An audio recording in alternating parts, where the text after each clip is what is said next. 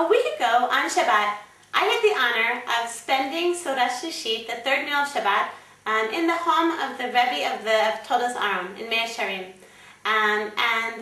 They have every week, the Rebbetzin hosts a Soda Shishit for women. So I had the honor of speaking with the Rebbetzin, and it was an incredible, unforgettable experience to meet this really, truly great woman.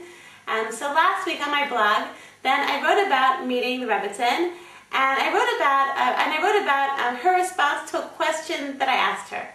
So I asked the Rebbetzin, I asked her about women in her community, and I said, you know, I noticed that women in Mea Shearim, women in your community, many of them have really large families, and many of them have children spaced very close together.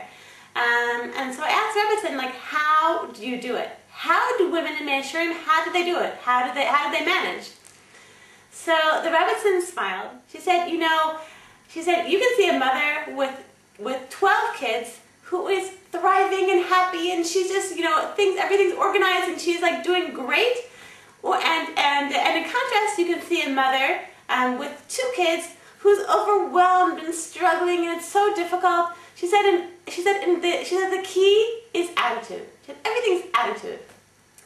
So I posted this, and the truth is that I really didn't think it was like I talk all the time, every single week in these pep talks. I talk about the importance of having a positive attitude. So I really didn't think that it was going to be anything controversial at all. So I was really surprised that I received the most infuriated, indignant, livid responses to this posting than I've ever received to anything I've ever written. Basically, women just said they said, it seems unfair. People wrote me letters. They said, it seems unfair. Let's say a woman's overwhelmed. So and then she said, and then it's like blame the victim. It's as though people are saying, if you could just have a positive attitude, get your act together, just have a positive attitude, then you'd be okay. It's like blaming the victim for something that she's going through. So I've been thinking about this since I got these responses, these very surprising, angry responses. I've been thinking about this, and because on the one hand, I agree totally with the Rebbetzin of Todas Aron.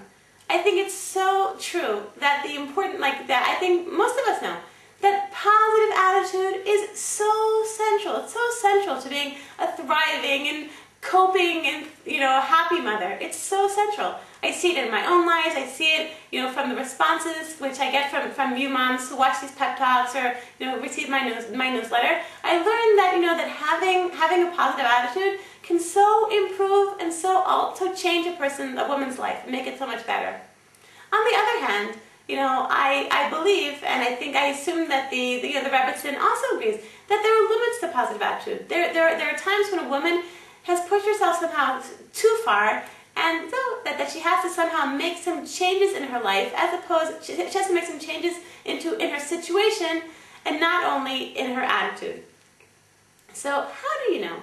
How do you know if you're struggling and whether you just need to either work on your attitude, work on having a more positive attitude, or if you really need to make some real changes in your life? So I want to tell you something that I learned from Rabbi Aryeh Niven in his Personal Development Chabura. I've mentioned Rabbi Niven's Personal Development Chabura already, I think, several times in these pep talks. I've been participating in his Chabura since I think probably 8 months already, and it is unbelievable, life-altering. I really would, if I would recommend one thing to you moms this year, it would be that every single one of you should sign up to join Rabbi Niven's Personal Development Chabura. I think it's totally incredibly important, crucial, life-altering life skills. So Rabbi Niven describes a problem which he calls a lack of authenticity. Lack of authenticity means that there's a conflict between a person's the idealistic part of who they are and the more practical, day-to-day coping aspect of who they are. So, and this lack of authenticity can bring about a lack of vitality. And this lack of vitality in your life, like feeling lack of energy, feeling worn out, feeling burnt out, is a sign that not only do you have to work on your attitude, it's a sign that you need to make some changes in your life. So to give you an example of a woman suffering from lack of authenticity, let's imagine a mother. Before she was a mother, she was a very successful corporate lawyer.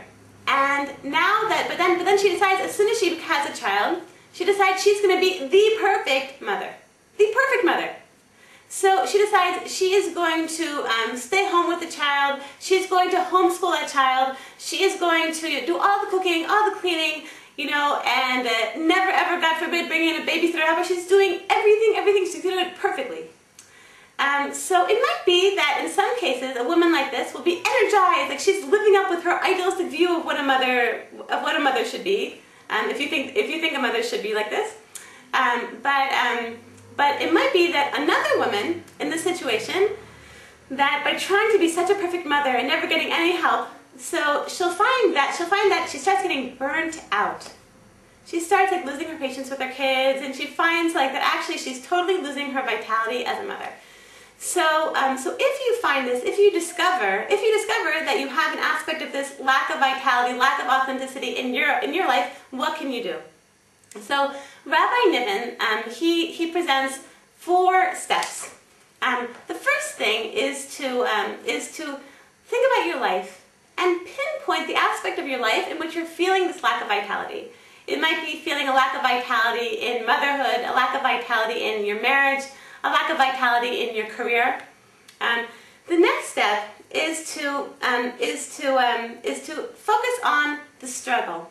Focus on the struggle going on between this idealistic vision of who you want to be and the actual practical day-to-day aspect of coping with life. And focus on the struggle, and focus on the price you're paying for this ongoing struggle between who you want to be and what's actually happening. So focus on what you're suffering, on how you're suffering from the struggle. The next step is might sound a bit funny. What you're going to do is you're going to sort of sit quietly, not with the kids around, like quiet time. The kids are asleep. You have some time just to sort of be quiet and focus.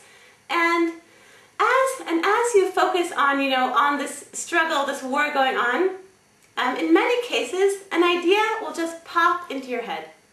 It's as though Hashem is just going to put a new vision into your head about a better way of living. Okay? The next step is to think about this vision, this vision of a new way of life, in which your vitality is restored, and check and see if your vitality is restored in this vision. If it is, then you've done it. Then you've done the exercise correctly, and you know what you need to change. If your vitality hasn't been restored, it means you need to do all the steps again. Okay. So just to give you, again, moving on with this example, just to show you how really to do this. So this mother, this corporate lawyer turned perfect mother, she's going to first of all pinpoint the problem. So where's her lack of vitality? In motherhood.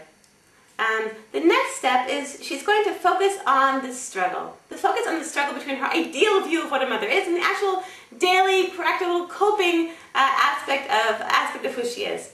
And she's going to she's going to think about how she's suffering because of this ongoing struggle.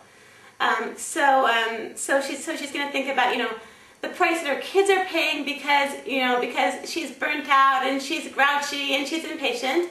And how she's suffering from it, how her kids are suffering from the fact that being a perfect mother has actually turned her into a lousy mother. The next step is for her to get quiet and to try and envision herself with her vitality restored. She's going to try and envision what she needs to do what she needs to change about her life in order to restore her vitality in her motherhood.